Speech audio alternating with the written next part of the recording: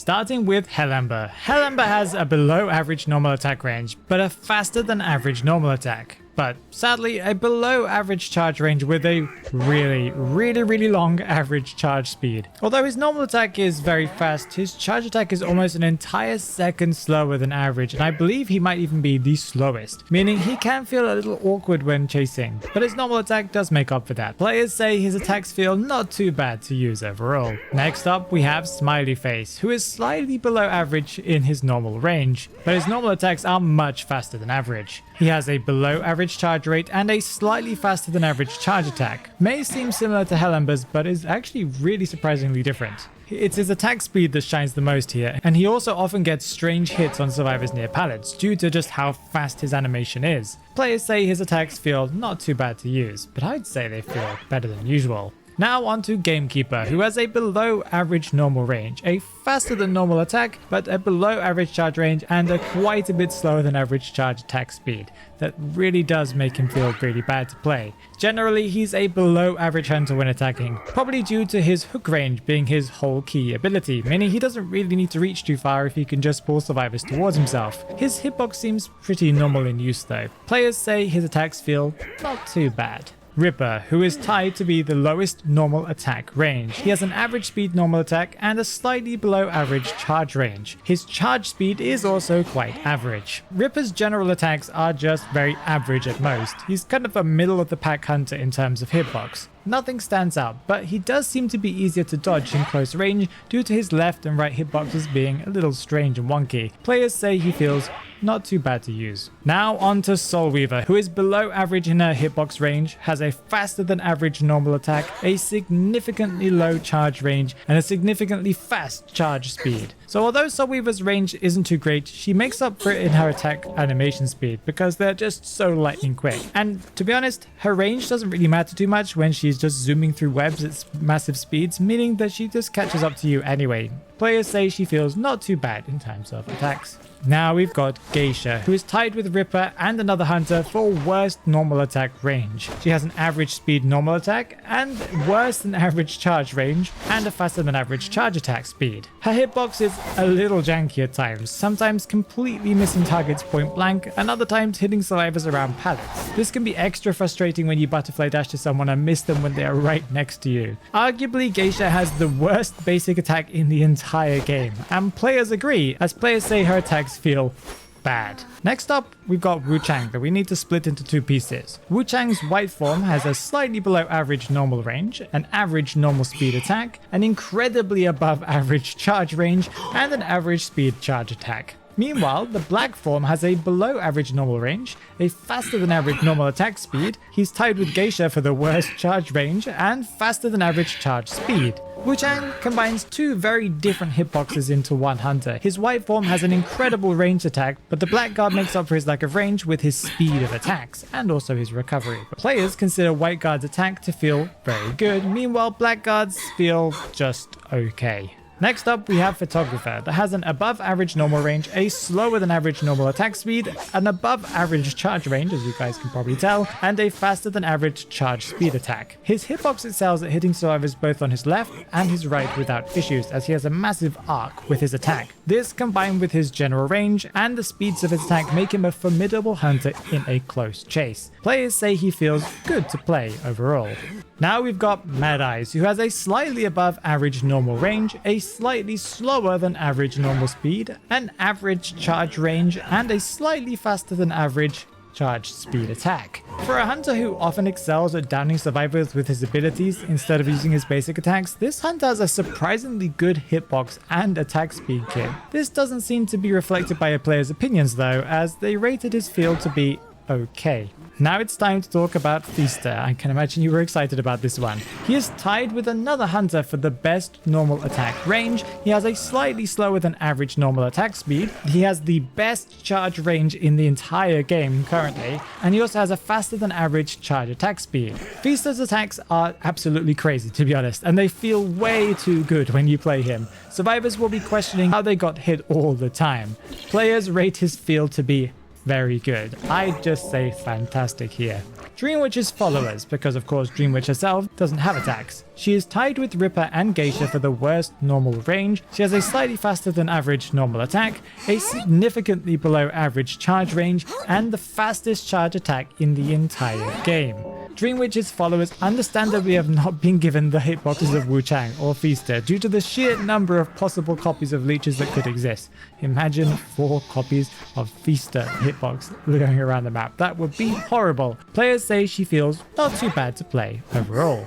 Axeboy's up next, who has a slightly below average normal range, an above average normal speed attack, significantly below average charge range, and faster than average charge speed attack. As you will often see with hunters that own a base movement speed increased ability in their kit, their hitboxes are often quite below average, but can often be quite fast. This may be due to the difficulty of landing a long charge attack animation when zooming around the map at high speeds, but you'll see this is quite a common theme. So this is probably why Axeboy's attacks are the way that they are. Players say that he feels okay to play. Even Reptilian has an above average normal range, a slightly slower than average normal speed attack, an above charge range, and a significantly slower than average charge attack speed. It can be a little awkward to use overall. Although originally this hunter had an absolutely terrible hitbox, after several adjustments they made to his attacks, they've made him feel quite a bit more decent than he used to be. Players say he feels not too bad to play, but he used to feel absolutely terrible. Moving on to Bloody Queen, who has a below average normal range, a slower than average normal speed attack,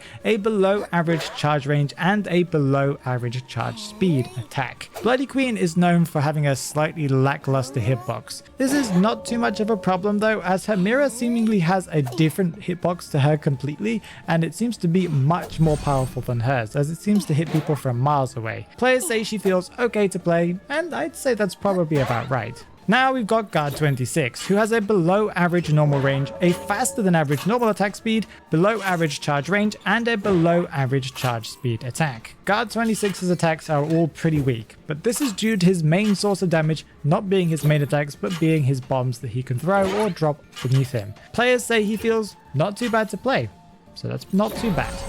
Next up we have Disciple, who has an above average normal attack range, a below average normal attack speed, an above average charge range, and a below average charge speed attack. Disciple's attack range can feel quite overwhelming at times for many survivors, as she can often hit you even when she's not stepping in the radius of the cats that are attached to you. That does feel a little weird at times, but her attacks can also feel quite slow. Players say she feels good to play. I'd say that's about right. Violinist has a below average normal range, an average normal speed, a below average charge range, and an average charge speed attack. Violinist's hitbox is not one that people often mention, and that is because it is very unremarkable. For a hunter that has a very strong range damage ability, it's quite surprising his hitbox is much worse than it is, so you can be thankful for that if you're a Violinist player. Players say he feels not too bad to play.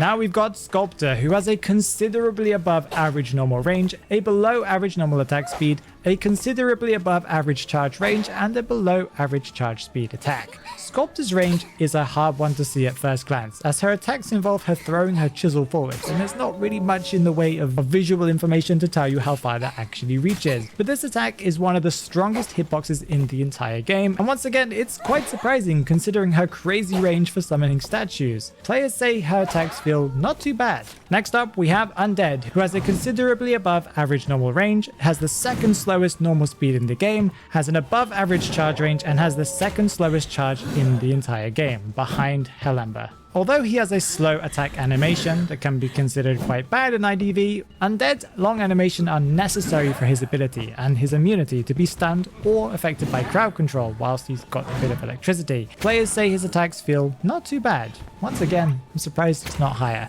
Now we have Breaking Wheel, who has an above average normal range, an average normal speed, an average charge range, and a below average charge speed attack. Breaking Wheel's range is quite an under-discussed topic in my opinion, as often you will notice he doesn't really need to rely on reaching you with basic attacks, be it because he uses his finger snaps, or because he can catch up to you in an instant when he uses his wheel form, but it's nice to see his attacks are also quite reliable overall. Players say he feels okay to play. Naiad has an above average normal range, the second best normal speed after Smiley Face, an above average charge range, and a below average charge speed attack. Most people will agree that Naiad's attack speed is lightning fast, and her range is also quite impressive considering just how mobile she is as a hunter. Players say she feels good to play. Next up we have Wax Artist, who has an above average normal range, a slightly below average normal speed attack, an average charge range, and a below average charge speed attack. For some random reason, Breaking Wheel, Naiad, and Wax Artist all share the exact same normal attack range, and almost the exact same charge range as well. Considering just how much range Wax Artist has with his wax, it's quite interesting to see just how good Wax Artist's normal attacks are. Players say he feels not too bad to play. Nightmare's up next with an average normal range, an above average normal speed, a below average charge range, and a below average charge speed. If I remember correctly, Nightmare used to be almost perfectly the average hunter in terms of range and attack animation speeds. With the addition of more hunters to the roster, this has changed and moved his position up a little bit, but he still doesn't fall far from the mark. All of this is quite irrelevant though, as Nightmare doesn't even use his basic attacks most of the time, instead opting to use his dive ability. Players say he feels not too bad to play. Clerk, or Clark. She is tied with Feaster and Undead for the furthest normal attack range. She has an average normal speed, an above average charge range, and an average charge speed. Clerk having incredible range with both her normal attack and charge attacks may surprise many of you, but she really is a powerhouse in terms of chase. Her attack animations are also quite short, leading to her hitting you out of nowhere. Players say she feels okay to play. Hermit has an above average normal range, an average normal speed, an above average charge range, and an average charge speed attack. I've heard almost no mention of Hermit's hitbox and animations. This may be due to his ability almost completely removing the need for him to have a good hitbox due to him being able to stun survivors again and again in chase. Players say he feels okay to play. Nightwatch. Nightwatch has an average normal range, an average normal speed, a below average charge range, and an above average charge speed. Nightwatch's attacks don't stand out as being something people are scared of facing or anything like that, but that is due to how this hunter depends less on hit range and more on his abilities to bring survivors closer to him. Players say he feels okay to play.